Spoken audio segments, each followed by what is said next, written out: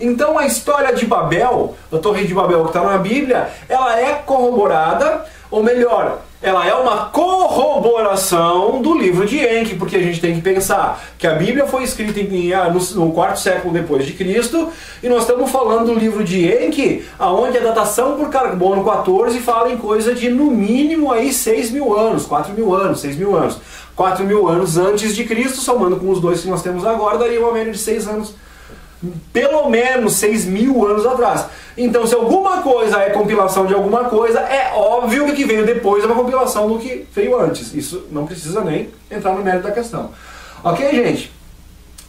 Então, baseado em tudo isso, né, na questão da Torre de Babel, do desçamos e confundamos, então ali começa essa confusão toda de nomes diferentes, né? Então alguns dos mais estudiosos que estão trazendo informações de diversas culturas diferentes, eles estão dizendo, pô, mas eu estou encontrando a mesma história aqui nos Vedas, a mesma história aqui no livro de Enki, a mesma história, só são nomes diferentes. Mas às vezes os dados arqueológicos e históricos levam aos mesmos lugares, mais ou menos. Por exemplo, a história da guerra entre os semideuses, que é descrita no Mahabharata lá, né? O Bhagavad Gita também parece, pelo que o Nigro estava nos colocando. Não sou especialista, estou aprendendo com o que esse pessoal está trazendo para a gente e com algumas consultas que eu estou fazendo, mas não sou um expert nas literaturas védicas, não. Mas já aprendi um pouquinho para poder confrontar com essas outras informações todas, né? Então, é o que eu digo, lá conta a guerra dos semideuses e coisa e tal, e quando tu pega todas as escrituras védicas falando dessas guerras, e tu pega dos achados arqueológicos lá de Mohenjo-Daro, onde fala dos esqueletos calcinados, dos altos níveis de radiação, dos relatos de como as pessoas morreram, o vento maligno que eles falam, né? Que não adiantava as pessoas se trancar, pois elas morriam do mesmo jeito, hoje a gente sabe que é a nuvem radiativa. Então tudo isso é contado no livro do Enki também. Entendeu, gente? Então a gente começa mais ou menos a montar o quebra-cabeça. Então, se a gente quiser fazer um estudo bíblico mais profundo, eu diria que, eu não vou dizer obrigatoriamente porque ninguém é obrigado a fazer nada, mas eu diria que seria realmente recomendado, fortemente recomendado, o estudo do livro de Enki, para confrontar. Uma vez a ciência e a comunidade arqueológica científica séria admite a veracidade e concordam, diversos linguistas, né, concordam, a grande maioria atestam as traduções do Zecharia Sitchin, embora salvas contrariedades de algum de outro ali, né? Mas enfim. Então, se a gente acredita na Bíblia e nos contos bíblicos, a gente não tem como ignorar o livro de Enki e os relatos que estão ali no livro de Enki. A grande diferença é que a Bíblia, nesse ponto, ela acaba se tornando uma verdadeira concha de retalhos das verdades de todos os outros livros, né? E aí tu começa a entender que a parte dos livros apócrifos é onde estava a maior parte da realidade constatada, não só pela ciência, como pelos achados arqueológicos atuais, modernos, né? As descobertas científicas estão atestando que os livros apócrifos falam a verdade. E aí tu pergunta, então, se eles são verdadeiros, né, pela ciência dessa forma, por que eles foram considerados apócrifos e foram tirados do cânon bíblico? Daí quando a gente diz que a Bíblia é uma ferramenta de escravização, as pessoas se ofendem com a gente, as pessoas brigam com a gente, mas depois de explicada, explanada, né, toda essa parte aqui de como surgiu a Bíblia, quem escreveu, então, Damaso mata Ursino e contrata o Jerônimo de Estridão para escrever a Bíblia. Aí vem, né, os concílios, onde o Constantino talvez até tivesse uma boa intenção, o Constantino, porque ele convidou o concílio de Nicéia, por exemplo, se não me engano foi em 325 depois de Cristo, ele convidou mais de 300 bispos de diversas regiões. Ele cedia as carruagens dele para buscar essas pessoas, para trazer as pessoas até Constantinopla. E ele hospedava todas essas pessoas durante toda a duração do concílio. Eu até tenho dado de quando começou e quando terminou. Então o Constantino, com isso, com esses concílios, né, ele delega essa parte para o Damaso. Então o Damaso, que já era o 37º Papa, aliás, muito me admira o Constantino não ter tirado esse cara do comando por causa da maneira como ele conquistou o papado, né? Mas aí vai saber os motivos do Constantino também. Enfim, complexo, né, gente? Então, é assim que surge a Bíblia, a Vulgata. É dessas tretas todas, né? Desse tipo de disputa sangrenta. E as pessoas que vêm dizer, não, a Bíblia é inspiração divina, coisa e tal. Então agora que você sabe que foi Jerônimo de Estridão que escreveu Amando do Damaso e como Damaso conquistou o papado, vocês ainda vão ficar dizendo inspiração divina? Isso sim não seria uma blasfêmia? Isso sim não seria ofender, né, os verdadeiros propósitos divinos do nosso grande Deus Criador do todo? Então são sementes para reflexão, pessoal. Né? Não estou aqui impondo um ponto de vista, estou jogando aqui uma opinião baseada nos fatos que acabaram de ser expostos, nos fatos históricos e arqueológicos que eu acabei de mencionar para vocês. Então eu gostaria muito, mas muito mesmo, que os grupos de católicos e evangélicos que frequentam as igrejas, que, sabe, começassem a debater essa questão, porque é só uma questão de tempo, né? Algumas igrejas evangélicas de São Paulo, Rio de Janeiro, né, dos centros maiores urbanos lá do país, eles já estão debatendo essa questão. Regionalmente, aqui na minha região da Serra Gaúcha, ainda tem uma forte resistência nesse assunto. Estou falando porque eu tenho contato com algumas comunidades evangélicas. As comunidades evangélicas são constituídas de pessoas do bem, são gente que estão interessadas em buscar a Deus, né? E qualquer um que esteja interessado em buscar realmente essa questão de aprimorar a sua espiritualidade já está no caminho certo. Então já é bem melhor do que aqueles que acham que tudo é uma bobagem, que se dizem ateus e coisa e tal. Essa questão de ateus também é ateu. Algumas pessoas se dizem ateu por causa de como é conceitualizado a questão divina, a questão de Deus, como é colocado. Esses caras geralmente se dizem Deus relacionado a esse Deus bíblico como ele é exposto. Mas eles acreditam numa força suprema, criadora do universo. Então é só uma linguagem diferente. Então a própria denominação de ateu às vezes pode indicar um paradigma diferente. Né? Duas pessoas se dizem ateus e podem ter um ponto de vista diferente em relação a essa questão de deidade. Aí é a questão do conceito de deidade, né? Mas eu gostaria muito que as pessoas começassem a falar sobre essa questão toda. Quando a gente fala do livro do Enoque, por exemplo, e do livro dos gnósticos e tal, aí nós temos as religiões, por exemplo, que já deram um passo adiante em relação a algumas coisas. A gente vai falar dos Mormons. Os Mormons já têm, por exemplo, segundo o livro de Joseph Smith, né, que ele recebeu os ensinamentos do anjo Moroni, que é um anjo que vem das Pleiades, então eles já têm essa consciência de vida em outros lugares, já têm essa consciência do deslocamento, né, entre as estrelas, que é possível, como se sai daqui para lá, como se vem de lá para cá. Então quem consegue entender isso já deu um passo a mais adiante da verdade. Então enquanto a gente fica dentro desse heliocentrismo, achando que o nosso mundo é único no universo e coisa e tal, e não existe mais nada aqui fora, cara, esses são os que mais vão sofrer, porque essa é uma realidade que já está totalmente defasada, né? Totalmente obsoleta, já era. Ou seja, então, aqueles que ficam muito resistentes a essa ideia, o que vai acontecer quando sair na rua e enxergar uma coisa no céu, que nós estamos cada vez na iminência mais forte disso acontecer? Né? Cada vez aumenta-se o número de relatos, estão vendo por todo lado, de todo jeito. Então, quando essas pessoas mais céticas começarem a ver, a primeira coisa, eles vão correr para os seus líderes espirituais, vão correr para a igreja perguntar para o padre, vão correr para o culto perguntar para o pastor. E se esse pastor não tiver inteirado com esse tipo de assunto, como é que um cego vai iluminar outras pessoas? Entendeu? Então, assim, ó, cego nessa questão em particular, na questão ignorante no sentido de ignorar uma informação, não no sentido pejorativo, ofensivo da palavra, entendeu? No momento que tu não tem uma informação, tu ignora este fato, só isso. Eu sou ignorante deste fato, até que ele me seja apresentado e eu deixo de ser ignorante nesse fato. Passo a ter a consciência da existência de tal fato, só isso. Então não é para ofender ninguém.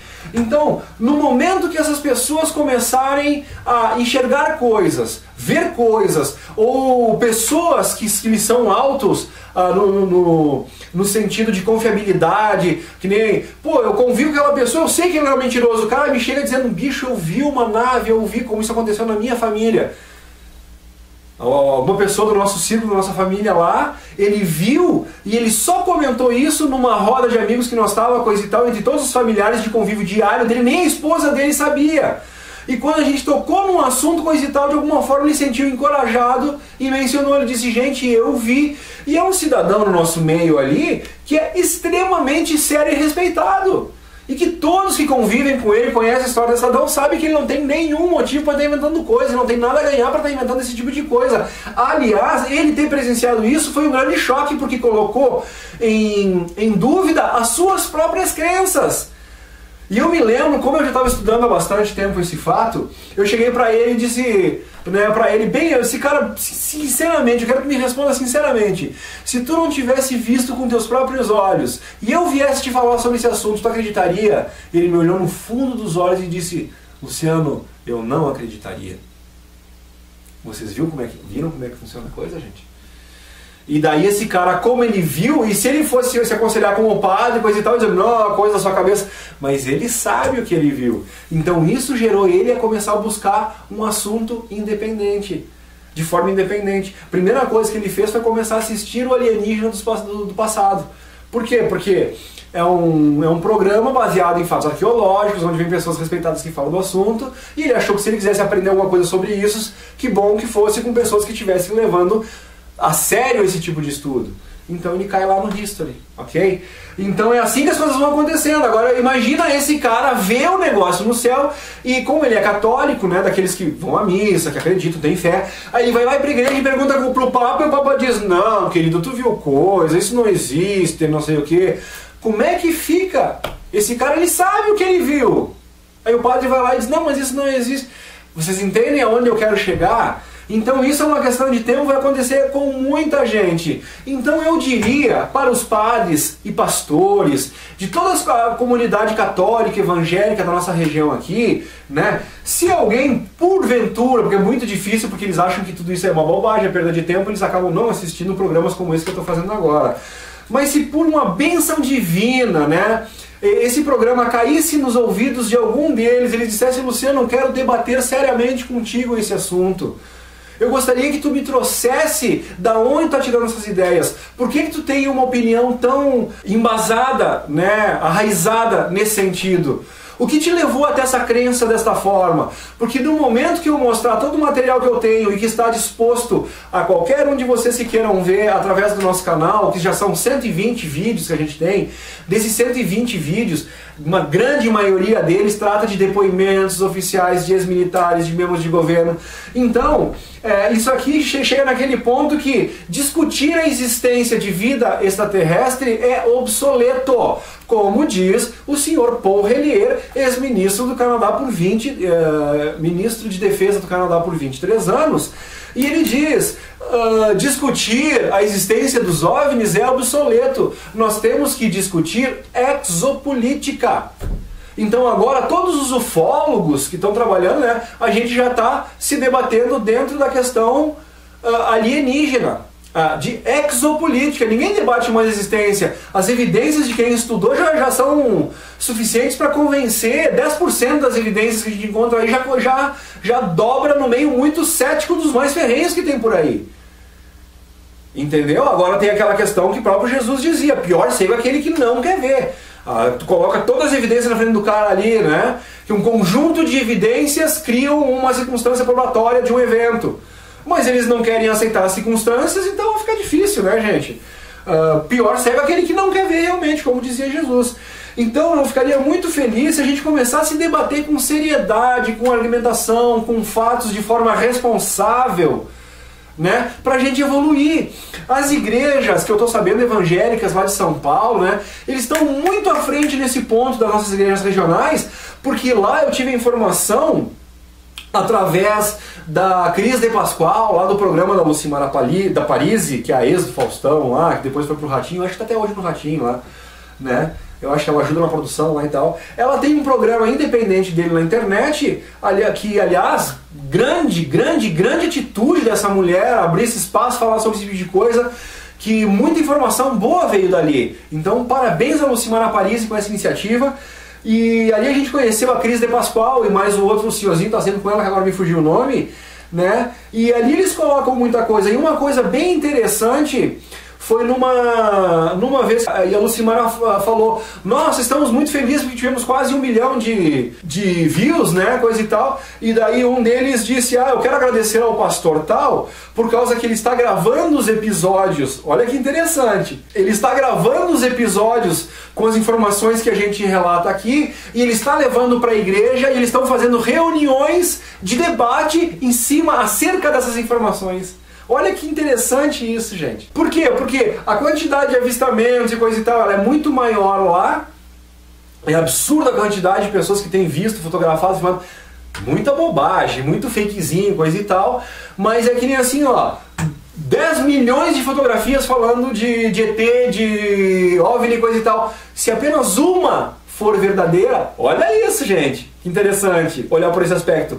Se apenas uma de 10 milhões de fotografias forem verdadeira, atesta o fato, comprova, dá veracidade ao caso. Então, né? Então, só que eu não estou falando de uma, se vocês forem pesquisar fotos que foram passadas por análise de especialistas de todos os campos e tal, e foram determinadas, né, avaliadas como verdadeiras, não é uma só, que já embasaria cientificamente, já daria o embasamento ao fato. São muitas e muitas e muitas e muitas. Filmagens feitas por militares que agora começam a vir à tona. Documentos de militares que começam a vir assim, ó, muito pouco ainda, né, mas devido ao esforço terrível, né, dos ufólogos de pressionar as entidades militares, governamentais e tal, para começar a liberar os arquivos, e eles começam a liberar muito, né, superficialmente. Aí eles dizem que eles estão liberando aos poucos porque não querem chocar a humanidade, coisa e tal, mas estão liberando. Então agora a gente começa a ter acesso a relatórios oficiais, né, constatando a veracidade da questão vida extraterrestre. Então, pessoal, a gente só vai chegar à verdade através de análise de informação. Enquanto a gente ficar negando a informação sem avaliá-la com a profundidade que a questão exige, nunca se chegará a lugar nenhum. A gente vai ficar nos estudos bíblicos batendo cabeça, tentando entender, né, o que quer dizer tal ou tal passagem, e a nossa vida vai passar e a gente vai morrer, um achando que aquilo quis dizer isso, outro achando que aquilo dizer aquilo, e até onde isso... Então o estudo bíblico é válido? Sim, para confrontar o que está escrito na Bíblia com outras escrituras, para confrontar com as novas informações de que em contexto tudo isso foi feito, para ver se assim a gente avança. Então, pessoal, aos que gostam bastante de estudo bíblico e coisa e tal, tomara que fique aqui, que talvez levem a uma outra condição de perspectiva em relação a esse assunto. O intuito é que a gente chegue sempre mais perto da verdade, o intuito é sempre o debate educado, né, e respeitoso entre todas as partes. E o meu sonho, a partir de agora, até um tempo atrás, meu sonho era trazer pessoas para o meu programa como Gevaer, como Odoni, agora já estamos com o Marco Petit vindo aí. Então essas pessoas que falam sério sobre assuntos, né, estando vindo aqui no nosso canal, eu acho que dá um grande respaldo da seriedade que nós estamos abordando isso aqui. E eu adoraria também trazer pessoas, já pensou a gente aqui sentado nessa sala, com um pastor, com um padre, e cada um jogando as suas crenças, as suas filosofias, os seus paradigmas, né? A gente confrontando informações educadamente, respeitosamente. Já pensou que avanço a gente poderia ter nesse sentido? Então já pensou as pessoas sabendo essas informações todas, confrontando com suas crenças, abrindo, ampliando seus horizontes para novas perspectivas? Esse é o meu grande sonho, esse é o meu verdadeiro objetivo. Tomara que isso se realize, fica aqui isso em forma de oração ao nosso grande iluminador, ao nosso grande mestre, seja ele ao nome que qualquer um queira dar, mas esse ser supremo, maravilhoso, que coordena, comanda e que criou todo o nosso universo. que isso venha como uma bênção para nós e que a gente consiga sentar e debater respeitosamente sobre todos esses assuntos. No mais era isso, espero que vocês tenham gostado, pessoal. Grande abraço a todos os inscritos, obrigado às manifestações de apoio, cresci muito com tudo isso. Rose Marinho, tuas palavras têm me encorajado muito e têm me dado uma noção melhor de como eu devo conduzir isso aí, né? Simplesmente ignorando as pessoas que atacam e que ofendem. Vamos aplicar o Ho'oponopono, já comecei a fazer isso. Quando as pessoas me ligam me ofendendo, eu escrevo lá de volta: muito obrigado, eu te amo. Vou começar a escrever coisas como você é um ser lindo, muito obrigado, eu te amo, fique com Deus, seja feliz. Né? Então qualquer resposta ofensiva vai ter essa contra-resposta de minha pessoa. Até porque, cientificamente, o Masaru Emoto já constatou isso, né? Do poder de proferir boas palavras e palavras positivas. Então realmente eu me sinto muito bem, mesmo quando eu sou ofendido, devolvendo essas palavras simpáticas. Isso faz um bem muito, né, forte para mim. Acredito que talvez façam bem por tabela para o meu próprio ofensor. E amar o seu inimigo, o seu agressor, é difícil, mas é um exercício que o nosso Mestre Jesus disse que a gente tinha que fazer. Então vamos lá, tô tentando. Então, amo os meus inimigos, amo mais ainda, naturalmente, as pessoas que nos apoiam, que nos entendem. Beijo para todos no coração, meus queridos. Valeu!